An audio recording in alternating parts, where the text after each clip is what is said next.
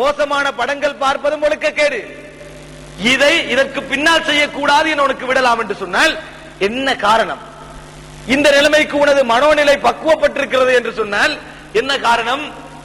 சீர்திருத்த வேடிய பயிரை மேய்கின்ற அளவுக்கு இந்த சமுதாயத்திலே சீர்திருத்தப்பட வேண்டிய சீர்திருத்தங்கள் என்று ஒரு பகுதி இருந்து கொண்டு இந்திலிருந்து ஆரம்பிப்பதா என்று ஏன் இவைகள் எல்லாம் சொல்லுகிறேன் தெரியுமா? தௌவா களத்திலே உள்ள மிகப்பெரிய பிரச்சனைகள் இவைகள் தான். எங்கிருந்து ஆரம்பிப்பது? சீர்திருத்தப்பட வேண்டிய சீர்திருத்தங்கள் என்ற ஒரு தலைப்பு. அது மாத்திரமல்ல, கலாச்சார ரீதியான சீரழிவுகள், ஒழுக்க ரீதியான சீரழிவுகள், முஸ்லிம் சமுதாயத்துடைய வறுமை நிலை, இன்னும் சொல்லுவதென்றால் இளைஞர்களுடைய அணியை எடுத்துக்கொள்வோம். மீடியாக்கள் ரீதியாக தொழில் ரீதியாக அல்லோல கல்லோலப்பட்டு போயிருக்கிறார்கள்.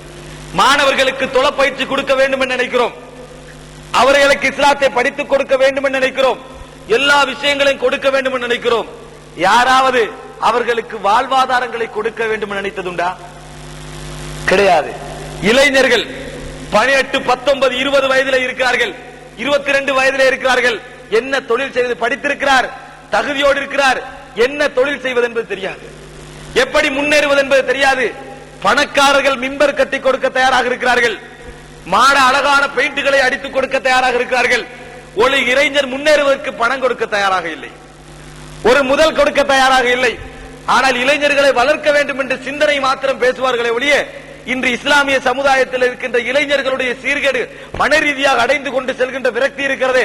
கஞ்சாவிலே, சாராயத்திலே, ஹெரோயினிலே, பெண்ணிலே, மாதுவிலே, சினிமாக்களிலே அடிமைப்பட்டு மற்ற கலாச்சாரத்துக்கு மாறுகின்ற அளவுக்கு மார்க்கம் இருந்தாலும் மாறிக்கொண்டிருப்பதன் காரணம் என்ன? இங்கே இஸ்லாமிய சமுதாயத்தில் இருக்கக்கூடிய பணக்காரர்கள், வழிநடத்த வேண்டியவர்கள் அந்த இளைஞர்களை கவனிக்காதது. சகோதரர்களே, இப்படிப்பட்ட சமுதாயம் இவ்வளவுக்கு சீர்கட்டி இருந்தாலும் கூட நாங்கள் என்ன நினைக்கிறோம் என்றால், அல் குர்ஆனையும் சுன்னாவை இதெல்லாம் நான் ஏன் சொன்னேன் என்றால், இவைகள் எல்லாம் தௌஹீத் சகோதரர்கள் தெரியாமல் இல்லை, நாங்கள் தெரிந்துதான் வைத்திருக்கிறோம்.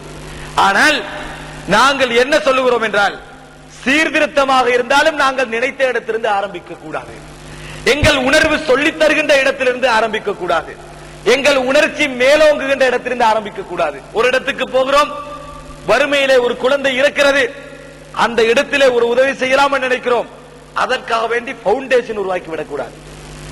அதை பார்த்தவுடன் குழந்தைகளை உருவாக்கும் பவுண்டேஷன், அவர்களிடத்திலே போய் கேட்டால் என்ன சொல்லுகிறார்கள் தெரியுமா?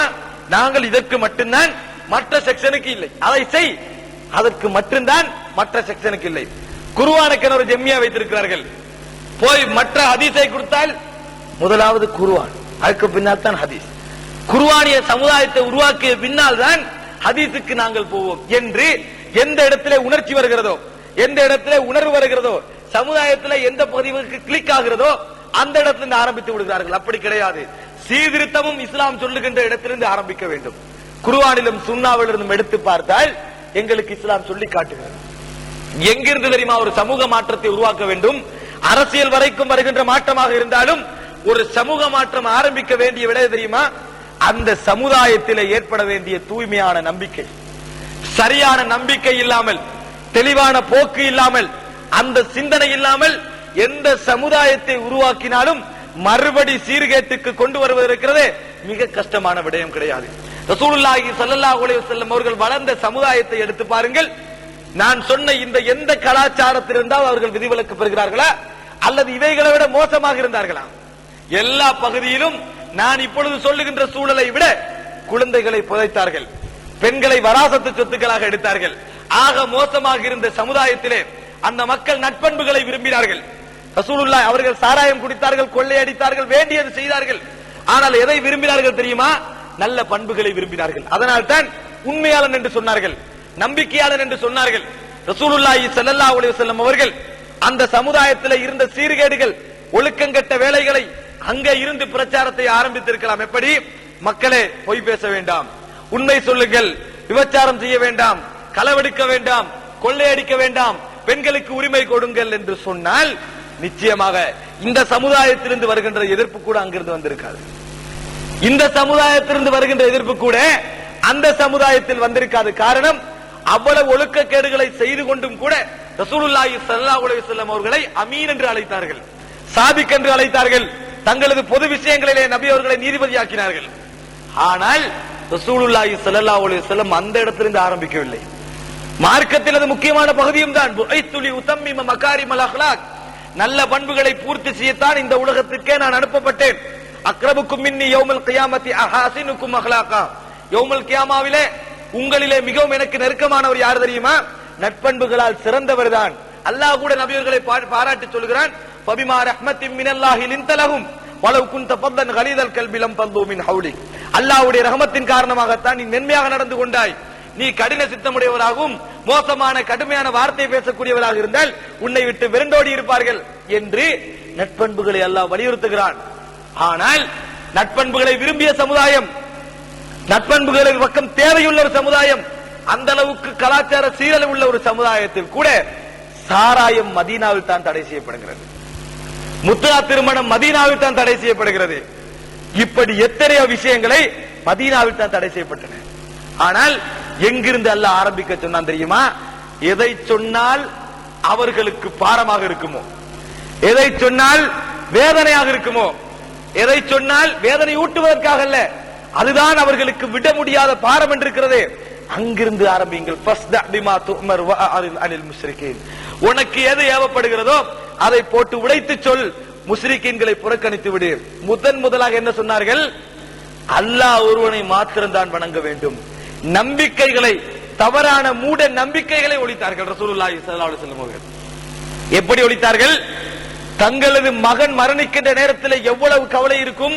ஒரு மகனா மரணித்தார்கள், கண் முன்னாலே 3 மகள் மரணித்து, அதே கண் முன்னாலேயே 3 மகன் மரணித்த ரசூலுல்லாஹி ஸல்லல்லாஹு அலைஹி வஸல்லம் மகன் இப்ராஹிம் மரணிக்கின்ற நேரத்தில் என்ன சொன்னார்கள்?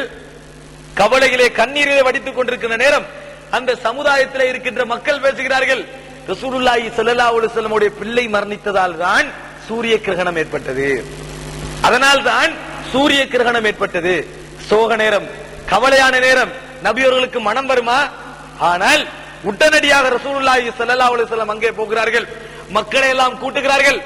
சூரியனும் சந்திரனும் இன்ன ஷம்ஸ வல் கமர ஆயத்தானி மின் ஆயாத்திர் ரஹ்மான், சூரியனும் சந்திரனும் அல்லாஹ்வுடைய 2 அத்தாட்சிகள், எவர்களுடைய மரணத்திற்காகவும் எவர்களுடைய பிறப்புக்காகவும் அது உருவாவது கிடையாது என்று மக்களிடத்திலே உடனடியாக அவர்களிலே வரக்கூடிய தவறான நம்பிக்கை உடைத்தருகிறார்கள். சுபகு தொழுது முடிந்து குந்திக் கொண்டிருக்கிறார்கள், எல்லா சஹாபாவும் இருக்கிறார்கள். இன்று மழை பெய்ததனால் நிறைய பேருடைய வறுமை தீர்ந்திருக்கும், அப்படித்தானே? அப்படி என்று பேசினார்கள். பேசி இருக்கலாம், பேச வேண்டும், அந்த அளவுக்கு வறுமை. நபி அவர்கள் என்ன சொன்னார்கள் தெரியுமா? இன்று அஸ்பஹ முஃமினுன், அதாவது அல்லாஹ் தஆலா சொன்னானாம், அஸ்பஹ முஃமினும் பி வ காஃபிரும் பி.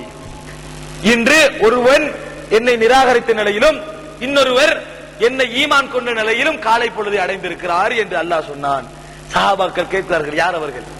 ரசூலுல்லாஹி ஸல்லல்லாஹு அலைஹி வஸல்லம் சொல்கிறார்கள்,